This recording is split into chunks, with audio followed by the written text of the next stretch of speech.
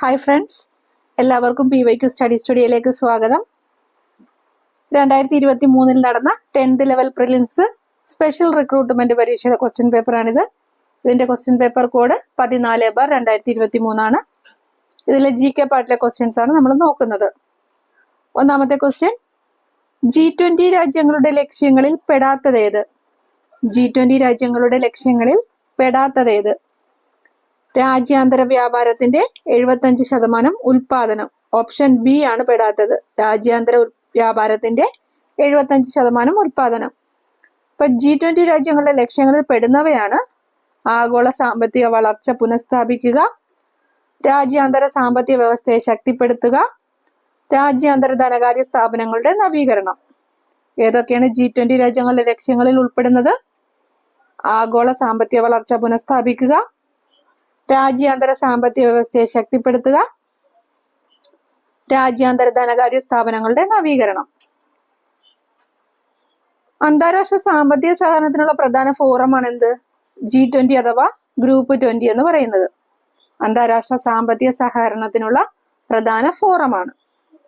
1999 Asian സാമ്പത്തിക പ്രതിസന്ധിയെ തുടർന്നാണ് G20 രൂപപ്പെട്ടത്. എന്നാണ് 1999. 2009 ഇത് അന്താരാഷ്ട്ര സഹകരണത്തിനുള്ള ഒരു പ്രത്യേക ഫോറമായിട്ട് മാറി. 2009 G20 എന്ന് പറയുന്നത് അന്താരാഷ്ട്ര സഹകരണത്തിനുള്ള ഒരു പ്രത്യേക ഫോറമായിട്ട് മാറി. 19 രാജ്യങ്ങളും യൂറോപ്യൻ യൂണിയനും ആഫ്രിക്കൻ യൂണിയനും ഉൾപ്പെടുന്നതാണ് നിലവിലെ G20. 19 രാജ്യങ്ങളും യൂറോപ്യൻ യൂണിയനും ആഫ്രിക്കൻ യൂണിയനും ഉൾപ്പെടുന്നതാണ് ഇപ്പൊ നിലവിലെ G20 എന്ന് പറയുന്നത്. 2023 ആഫ്രിക്കൻ യൂണിയൻ G20 സ്ഥിരാംഗമായത്. 2023 18ാമത് G20 ഉച്ചകോടിയുടെ വേദി ഏതായിരുന്നു? ഇന്ത്യ. 2023 18ാമത് G20 ഉച്ചകോടിയുടെ വേദിയായിരുന്നു ഇന്ത്യ. 2024 വേദി ബ്രസീലാണ്. 2024 G20 ഉച്ചകോടിയുടെ വേദി ഏതാണ്? ബ്രസീൽ. 2022 വേദി ഇന്തോനേഷ്യ ആയിരുന്നു. 2022 വേദി ഏതായിരുന്നു? ഇന്തോനേഷ്യ. ഓക്കെ, രണ്ടാമത്തെ ക്വസ്റ്റ്യൻ നോക്കാം. ഇന്ത്യൻ നാവികനായ അഭിലാഷ് ടോമി സമുദ്രമാർഗം ലോകം ചുറ്റി സഞ്ചരിച്ച് മുംബൈയിൽ തിരിച്ചെത്തിയത് എന്ന്? ഇന്ത്യൻ നാവികനായ അഭിലാഷ് ടോമി സമുദ്രമാർഗം ലോകം ചുറ്റി സഞ്ചരിച്ച് മുംബൈയിൽ തിരിച്ചെത്തിയത് എന്ന്? 2013 മാർച്ച് 31. Option C, 2013 March 31. അതുപോലെ ഗോൾഡൻ ഗ്ലോബ് പായ്വഞ്ചി ഓട്ട മത്സരത്തിൽ 2ാം സ്ഥാനം നേടിയ ആദ്യ ഏഷ്യക്കാരനും ആദ്യ ഇന്ത്യക്കാരനുമായിട്ടുള്ള വ്യക്തിയാണ് ആരെന്ന് പറയുന്നത്? അഭിലാഷ് ടോമി. ഗോൾഡൻ ഗ്ലോബ് പായ്വഞ്ചി ഓട്ട മത്സരത്തിൽ 2ാം സ്ഥാനം നേടിയ ആദ്യ ഏഷ്യക്കാരനാണ്. അതുപോലെ ആദ്യ ഇന്ത്യക്കാരൻ ചോദിച്ചാലും അഭിലാഷ് ടോമിയാണ്. കൂടാതെ മനുഷ്യനെ ബഹിരാകാശത്ത് എത്തിക്കാനുള്ള ഇന്ത്യയുടെ പദ്ധതിയാണ് ഗഗൻയാൻ എന്ന് പറയുന്നത്. അപ്പൊ ഈ ഗഗൻയാൻ ദൗത്യത്തില് സാമ്പത്തിക ഉപദേഷ്ടാവായ മലയാളിയാണ് ആര്? അഭിലാഷ് ടോമി. മനുഷ്യനെ ബഹിരാകാശത്ത് എത്തിക്കാനുള്ള ഇന്ത്യയുടെ പദ്ധതിയായിട്ടുള്ള ഗഗൻയാൻ ദൗത്യത്തില് സാങ്കേതിക ഉപദേഷ്ടാവായ മലയാളിയാണ് അഭിലാഷ് ടോമി. മൂന്നാമത്തെ ക്വസ്റ്റ്യൻ, സമപന്തി ഭോജനം സംഘടിപ്പിച്ച സാമൂഹ്യ പരിഷ്കർത്താവ്. സമപന്തി ഭോജനം സംഘടിപ്പിച്ച സാമൂഹ്യ പരിഷ്കർത്താവാണ് വൈകുണ്ഠ സ്വാമികൾ. ഓപ്ഷൻ ഡി, വൈകുണ്ഠ സ്വാമികൾ. പന്തി ഭോജനം സംഘടിപ്പിച്ചതാരാ? പന്തി ഭോജനം തൈക്കാടയ്യ.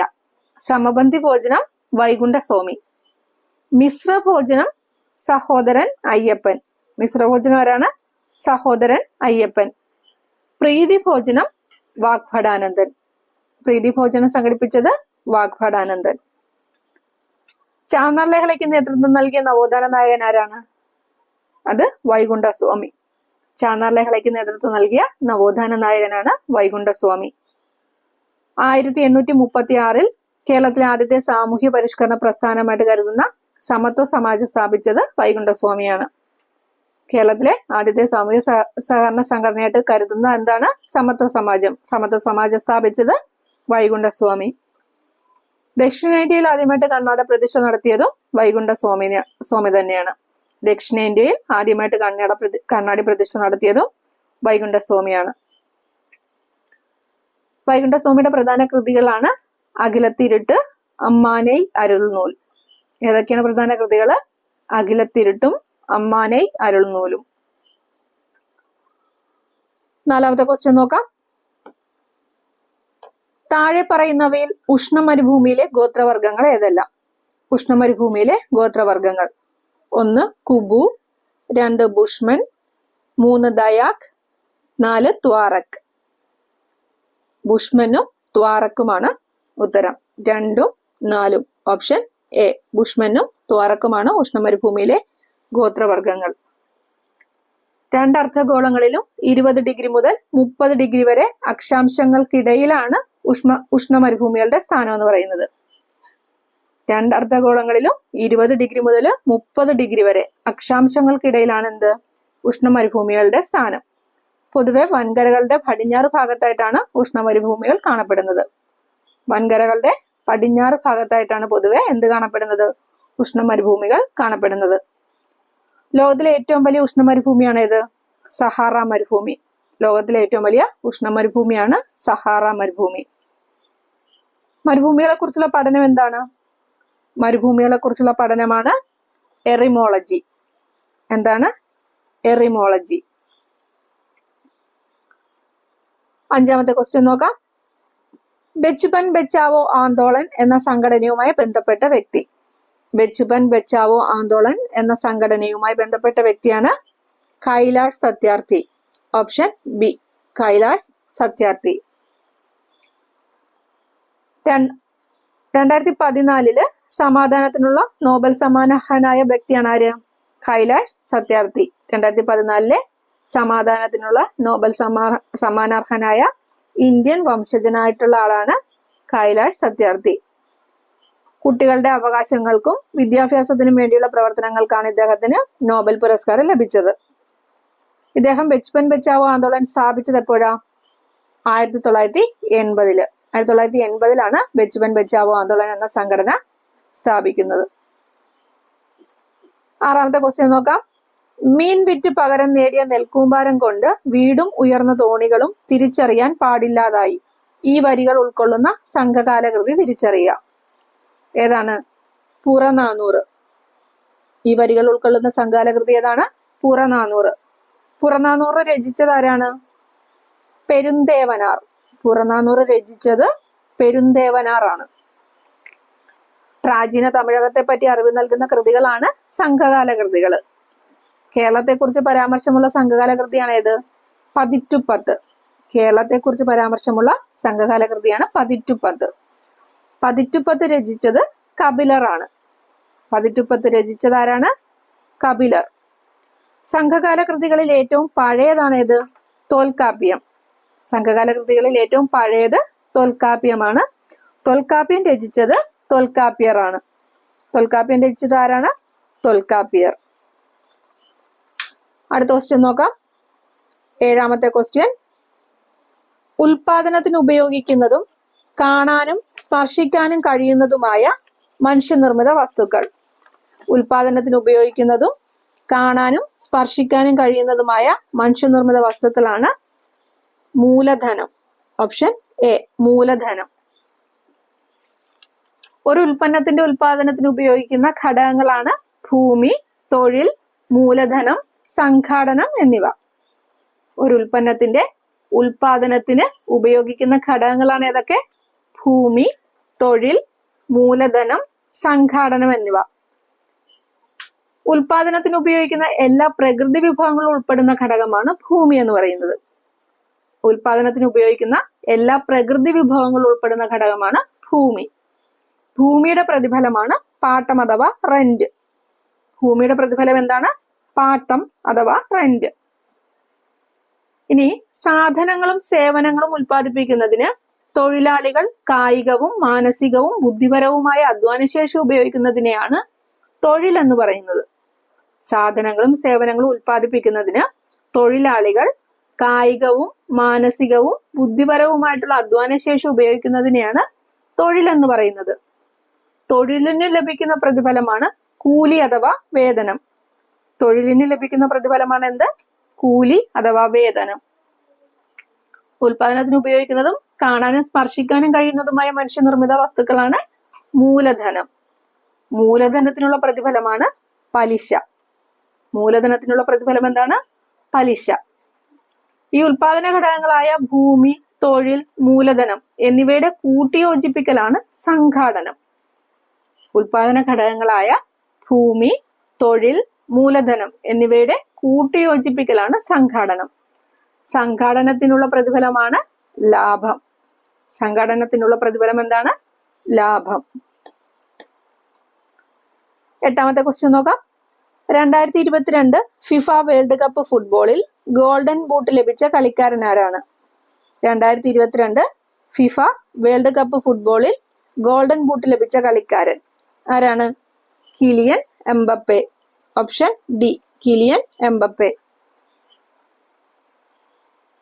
ഗോൾഡൻ ബോൾ ലഭിച്ചത് ആരാ? ആർക്കാണ്? 2022 ഫിഫ വേൾഡ് കപ്പ് ഫുട്ബോളില് ഗോൾഡൻ ബോൾ ലഭിച്ചത് ലയണൽ മെസ്സിക്കാണ്. ഗോൾഡൻ ബോൾ ലഭിച്ചത് ലയണൽ മെസ്സിക്ക്. ഗോൾഡൻ ഗ്ലൗ ലഭിച്ചത് എമിലിയാനോ മാർട്ടിനസിനാണ്. ഗോൾഡൻ ഗ്ലൗ ലഭിച്ചത് ആർക്കാണ്? Emiliano Martinez. മികച്ച യുവതാരമായിരുന്നു എൻസോ ഫെർണാണ്ടസ്. മികച്ച യുവതാരമാരായിരുന്നു Enzo Fernandez. Fair play trophy ലഭിച്ചത് ഇംഗ്ലണ്ടിനാണ്. ഫെയർ പ്ലേ ട്രോഫി ലഭിച്ചത് ആർക്കാണ്? ഇംഗ്ലണ്ടിന്. 2022 ഫിഫ വേൾഡ് കപ്പ് ഫുട്ബോളിന്റെ വേദി ഏതായിരുന്നു? ഖത്തർ. വേദി ഖത്തർ. ജേതാക്കള് അർജന്റീന. ജേതാക്കൾ ആരായിരുന്നു? അർജന്റീന. ഫ്രാൻസിനെയാണ് അർജന്റീന തോൽപ്പിച്ചത്. 2026 ഫിഫ വേൾഡ് കപ്പ് ഫുട്ബോളിന്റെ വേദികള് അമേരിക്ക, കാനഡ, മെക്സിക്കോ എന്നിവയാണ്. 2026 വേദികൾ ഏതൊക്കെയാണ്? America, Canada, Mexico. 9ാമത്തെ ക്വസ്റ്റ്യൻ നോക്കാം. 2013 സൗരയൂഥത്തിലെത്തിയ വാൽനക്ഷത്രം. 2013 സൗരയൂഥത്തിലെത്തിയ വാൽനക്ഷത്രമാണ് ഐസൺ. ഏതാണ്? ഐസൺ. 10ാമത്തെ ക്വസ്റ്റ്യൻ. മധ്യകാല യൂറോപ്പിൽ സ്പെയിനിൽ നിലനിന്നിരുന്ന സർവകലാശാല ഏതാണ്? മധ്യകാല യൂറോപ്പിൽ സ്പെയിനിൽ നിലനിന്നിരുന്ന സർവകലാശാലയാണ് പാർമ. Option B, Parma. 11ാമത്തെ ക്വസ്റ്റ്യൻ നോക്കാം. ചുവടെ ചേർത്തിട്ടുള്ളവയിൽ ഇന്ത്യയുടെ മാനക രേഖാംശം ഏതാണ്? ചുവടെ ചേർത്തിട്ടുള്ളവയിൽ ഇന്ത്യയുടെ മാനക രേഖാംശം 82.5 degree east. Option B, 82.5 degree east ആണ് ഇന്ത്യയുടെ മാനക രേഖാംശം എന്ന് പറയുന്നത്. 82.5 ഡിഗ്രി ഈസ്റ്റ് രേഖാംശ രേഖ കടന്നു പോകുന്ന ഇന്ത്യൻ സംസ്ഥാനങ്ങളുടെ എണ്ണം എത്രയാണ്? 5. 5 ഇന്ത്യൻ സംസ്ഥാനങ്ങളിലൂടെയാണ് 82.5 ഡിഗ്രി രേഖാംശ രേഖ കടന്നു പോകുന്നത്. ഏതൊക്കെയാണ് ആ സംസ്ഥാനങ്ങൾ? ഉത്തർപ്രദേശ്, മധ്യപ്രദേശ്, ആന്ധ്രാപ്രദേശ്, ഛത്തീസ്ഗഡ്, ഒഡീഷ. ഏതൊക്കെയാണ്? ഉത്തർപ്രദേശ്, മധ്യപ്രദേശ്, ആന്ധ്രാപ്രദേശ്, ഛത്തീസ്ഗഡ്, ഒഡീഷ. 82.5 ഡിഗ്രി കിഴക്കൻ രേഖാംശ രേഖ കടന്നു പോകുന്ന ഏക ദക്ഷിണേന്ത്യൻ സംസ്ഥാനമാണ് ആന്ധ്രാപ്രദേശ്. ഏക ദക്ഷിണേന്ത്യൻ സംസ്ഥാനം ഏതാണ്? ആന്ധ്രാപ്രദേശ് ആണ്. പ്രയാഗ്രാജിനടുത്തുള്ള മിർസാപൂർ പ്രദേശത്തിലൂടെ കടന്നു പോകുന്ന 82.5 ഡിഗ്രി ഈസ്റ്റ് രേഖാംശ രേഖയിലെ പ്രാദേശിക സമയമാണ് ഇന്ത്യയിൽ ആകമാനം കണക്കാക്കുന്നത്. എവിടെ കൂടിയാണ് കടന്നു പോകുന്നത്? പ്രയാഗ്രാജിനടുത്തുള്ള മിർസാപൂർ പ്രദേശത്തിലൂടെ കടന്നു പോകുന്ന 82.5 ഡിഗ്രി ഈസ്റ്റ് രേഖാംശ രേഖയിലെ പ്രാദേശിക സമയമാണ് ഇന്ത്യയിൽ ആകമാനം കണക്കാക്കുന്നത്. ഇന്ത്യൻ പ്രാദേശിക സമയം ഗ്രീനിച്ച് സമയത്തേക്കാൾ 5.5 മണിക്കൂർ മുന്നിലാണ്. ഇന്ത്യൻ പ്രാദേശിക സമയം ഗ്രീനിച്ച് സമയത്തേക്കാൾ എത്ര മണിക്കൂർ മുന്നിലാണ്? 5.5 മണിക്കൂർ മുന്നിലാണ്. 12ാമത്തെ ക്വസ്റ്റ്യൻ നോക്കാം. ഇന്ത്യയിൽ കൂടി കടന്നു പോകുന്ന പ്രധാനപ്പെട്ട അക്ഷാംശ രേഖ. ഇന്ത്യയിൽ കൂടി കടന്നു പോകുന്ന പ്രധാനപ്പെട്ട അക്ഷാംശ രേഖയാണ് ഏത്? 23.5 degree north. Option D, 23.5 degree north. 23.5 degree north രേഖയാണ് എന്ത്? ഉത്തരായന രേഖ എന്നറിയപ്പെടുന്നത്. 23.5 ഡിഗ്രി നോർത്ത് രേഖയാണ് ഉത്തരായന രേഖ. ഇന്ത്യയെ വടക്കേ ഇന്ത്യ, തെക്കേ ഇന്ത്യ എന്നിങ്ങനെ വേർതിരിക്കുന്ന അക്ഷാംശ രേഖയാണ് ഏത്? ഉത്തരായന രേഖ. ഇന്ത്യയെ വടക്കേ ഇന്ത്യയെന്നും തെക്കേ ഇന്ത്യയെന്നും വേർതിരിക്കുന്ന അക്ഷാംശ രേഖയാണ് ഉത്തരായന രേഖ. ഉത്തരായന രേഖ കടന്നു പോകുന്ന ഇന്ത്യൻ സംസ്ഥാനങ്ങളുടെ എണ്ണം 8 ഉത്തരായന രേഖ കടന്നു പോകുന്ന ഇന്ത്യൻ സംസ്ഥാനങ്ങളുടെ എണ്ണം എത്രയാണ്? 8. ഏതൊക്കെയാണ് അത്? ഗുജറാത്ത്, രാജസ്ഥാൻ, മധ്യപ്രദേശ്, ഛത്തീസ്ഗഡ്, ജാർഖണ്ഡ്, വെസ്റ്റ് ബംഗാൾ, ത്രിപുര, മിസോറാം. ഒന്നുകൂടെ പറയാം. ഗുജറാത്ത്, രാജസ്ഥാൻ, മധ്യപ്രദേശ്, ഛത്തീസ്ഗഡ്, ജാർഖണ്ഡ്, വെസ്റ്റ് ബംഗാൾ, ത്രിപുര, മിസോറാം. ഉത്തരായന രേഖ ഏറ്റവും കൂടുതൽ ദൂരം കടന്നു പോകുന്ന സംസ്ഥാനം മധ്യപ്രദേശാണ്. ഉത്തരായന രേഖ ഏറ്റവും കൂടുതൽ ദൂരം കടന്നു പോകുന്ന സംസ്ഥാനം ഏതാണ്? മധ്യപ്രദേശ്. ഉത്തരായന രേഖയ്ക്ക് ഏറ്റവും അടുത്ത് സ്ഥിതി ചെയ്യുന്ന നഗരം ഏതാ? ഉത്തരായന രേഖയ്ക്ക് ഏറ്റവും അടുത്ത് സ്ഥിതി ചെയ്യുന്ന നഗരം ഉദയ്പൂര്, ത്രിപുരയിലെ ഉദയ്പൂര്. ഉത്തരായന രേഖയ്ക്ക് ഏറ്റവും അടുത്ത് സ്ഥിതി ചെയ്യുന്ന തലസ്ഥാന നഗരം ചോദിച്ചാൽ റാഞ്ചിയാണ്, ജാർഖണ്ഡിലെ റാഞ്ചി. ഉത്തരായന രേഖയെ 2 തവണ മുറിച്ചു കടക്കുന്ന നദി ഏതാ? അത് മാഹി നദിയാണ്. ഉത്തരായന രേഖയെ 2 തവണ മുറിച്ചു കടക്കുന്ന നദിയാണ് മാഹി.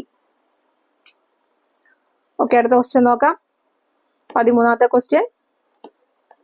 ഇന്ത്യയുടെ അക്ഷാംശീയ രേഖാംശീയ വ്യാപ്തി ഏകദേശം എത്ര കോണീയ അളവാണ്? ഇന്ത്യയുടെ അക്ഷാംശീയ രേഖാംശീയ വ്യാപ്തി ഏകദേശം എത്ര കോണീയ അളവാണ്? 30 ഡിഗ്രി. എത്രയാണ്? 30 ഡിഗ്രി. ഇന്ത്യയുടെ അക്ഷാംശീയ സ്ഥാനം എവിടെയൊക്കെയാണ്? 8 ഡിഗ്രി 4 മിനിറ്റ് നോർത്തിനും 37 ഡിഗ്രി 6 മിനിറ്റ് നോർത്തിനും ഇടയിലാണ് ഇന്ത്യയുടെ അക്ഷാംശീയ സ്ഥാനം എന്ന് പറയുന്നത്. 8 ഡിഗ്രി 4 മിനിറ്റ് നോർത്തിനും 37 ഡിഗ്രി 6 മിനിറ്റ് നോർത്തിനും ഇടയിലാണ് ഇന്ത്യയുടെ അക്ഷാംശീയ സ്ഥാനം. ഇന്ത്യയുടെ രേഖാംശീയ സ്ഥാനം 68 ഡിഗ്രി 7 മിനിറ്റ് ഈസ്റ്റിനും 97 ഡിഗ്രി 25 മിനിറ്റ് ഈസ്റ്റിനും ഇടയിലാണ്. രേഖാംശീയ സ്ഥാനം ഇതിനൊക്കെ ഇടയിലാണ്. 68 ഡിഗ്രി 7 മിനിറ്റ് ഈസ്റ്റിനും 97 ഡിഗ്രി 25 മിനിറ്റ് ഈസ്റ്റിനും ഇടയിലാണ് ഇന്ത്യയുടെ രേഖാംശീയ സ്ഥാനം എന്ന് പറയുന്നത്. ഇന്ത്യ സ്ഥിതി ചെയ്യുന്നത് ഉത്തരാർദ്ധഗോളത്തിലാണ്. ഇന്ത്യ സ്ഥിതി ചെയ്യുന്നത് എവിടെയാണ്? ഉത്തരാർദ്ധഗോളത്തിലാണ്. 14ാമത്തെ ക്വസ്റ്റ്യൻ നോക്കാം. ഹിമാനിയുടെ കനമേറിയ ഒരു നിക്ഷേപണ ഭൂരൂപം. ഹിമാനിയുടെ കനമേറിയ ഒരു നിക്ഷേപണ ഭൂരൂപമാണ് കരേവ. Option B, കരേവ. ഹിമാനികളുടെ അടിഭാഗത്തോ വശങ്ങളിലോ ഏറ്റവും താഴ്ന്ന ഭാഗത്തോ മഞ്ഞുരുകുന്നതിന്റെ ഫലമായി രൂപപ്പെടുന്ന വിസ്തൃത ഹിമജല നിക്ഷേപങ്ങളാണ് എന്ത്? ഔട്ട്വാഷ് സമതലം എന്ന് പറയുന്നത്. ഹിമാനികളുടെ അടിഭാഗത്തോ വശങ്ങളിലോ ഏറ്റവും താഴ്ന്ന ഭാഗത്തോ മഞ്ഞുരുകുന്നതിന്റെ ഫലമായി രൂപപ്പെടുന്ന വിസ്തൃത ഹിമജല നിക്ഷേപങ്ങളാണ് ഔട്ട്വാഷ് സമതലം. അതേപോലെ ഹിമാനീകൃത ശിലപദാർത്ഥങ്ങൾ പരലും മണ്ണുമായി ചേർന്ന് മിനുത്ത ദീർഘവൃത്താകൃതിയിൽ ഉണ്ടാകുന്ന നിക്ഷേപ നിരകളാണ് ട്രംലിൻസ്. ട്രംലിൻസ് എന്താണെന്ന് ഒന്നുകൂടെ പറയാം. ഹിമാനീകൃത ശിലാപദാർത്ഥങ്ങള് ചരലും മണ്ണുമായി ചേർന്ന് മിനുത്ത ദീർഘവൃത്താകൃതിയിൽ ഉണ്ടാകുന്ന നിക്ഷേപ നിരകളാണ് ട്രംലിൻസ്. ഓക്കെ, അടുത്ത ക്വസ്റ്റ്യൻ നോക്കാം. 15. കൃഷി അധിഷ്ഠിത വ്യവസായം. തന്നിരിക്കുന്നതിൽ ഏതാ കൃഷി അധിഷ്ഠിത വ്യവസായം? പഞ്ചസാര വ്യവസായമാണ് ഇതില് കൃഷി അധിഷ്ഠിത വ്യവസായമായിട്ടുള്ളത്. ഇന്ത്യയിൽ പ്രധാനമായും 2 തരത്തിലുള്ള വ്യവസായങ്ങളാണ് ഉള്ളത്. ഏതൊക്കെയാണത്? കൃഷി അധിഷ്ഠിത വ്യവസായങ്ങളും ധാതു അധിഷ്ഠിത വ്യവസായങ്ങളും. പ്രധാന കൃഷി അധിഷ്ഠിത വ്യവസായങ്ങളാണ് ഏതൊക്കെ? പരുത്തി തുണി വ്യവസായം, ചണ വ്യവസായം, കമ്പിളി വ്യവസായം, പട്ടുനൂൽ വ്യവസായം, പേപ്പർ വ്യവസായം, പഞ്ചസാര വ്യവസായം മുതലായവയൊക്കെ. ഏതൊക്കെയാണ് പ്രധാന കൃഷി അധിഷ്ഠിത വ്യവസായങ്ങൾ? പരുത്തി തുണി വ്യവസായം, ചണ വ്യവസായം, കമ്പിളി വ്യവസായം, പട്ടുനൂൽ വ്യവസായം, പേപ്പർ വ്യവസായം, പഞ്ചസാര വ്യവസായം. അതേപോലെ പ്രധാന ധാതു അധിഷ്ഠിത വ്യവസായങ്ങളാണ് ഇരുമ്പുരുക്ക്, അലൂമിനിയം, സ്റ്റീൽ, സിമന്റ് വ്യവസായങ്ങളൊക്കെ. ഏതൊക്കെയാണ്? ഇരുമ്പുരുക്ക്, അലുമിനിയം, സ്റ്റീൽ, സിമന്റ് തുടങ്ങിയ വ്യവസായങ്ങളൊക്കെ ധാതു അധിഷ്ഠിത വ്യവസായങ്ങളാണ്. ഇന്ത്യയിലെ ഏറ്റവും വലിയ കൃഷി അധിഷ്ഠിത വ്യവസായമാണ് എന്ത്? പരുത്തി തുണി വ്യവസായം എന്ന് പറയുന്നത്. ഇന്ത്യയിലെ ഏറ്റവും വലിയ കൃഷി അധിഷ്ഠിത വ്യവസായമാണ് പരുത്തി തുണി വ്യവസായം. ഇന്ത്യയിലെ ഏറ്റവും വലിയ ധാതു അധിഷ്ഠിത വ്യവസായം ഏതാണ്? ഇന്ത്യയിലെ ഏറ്റവും വലിയ ധാതു അധിഷ്ഠിത വ്യവസായമാണ് ഇരുമ്പുരുക്ക് വ്യവസായം. അപ്പോൾ ഓക്കെ ഫ്രണ്ട്സ്, നമ്മളിപ്പോൾ 15 ക്വസ്റ്റ്യൻസ് ആണ് ചെയ്തേക്കുന്നത്. ബാക്കി ക്വസ്റ്റ്യൻസ് നമുക്ക് അടുത്ത വീഡിയോയിലൂടെ ചെയ്യാം. അടുത്ത വീഡിയോയിലൂടെ കാണും വരെ താങ്ക് യു.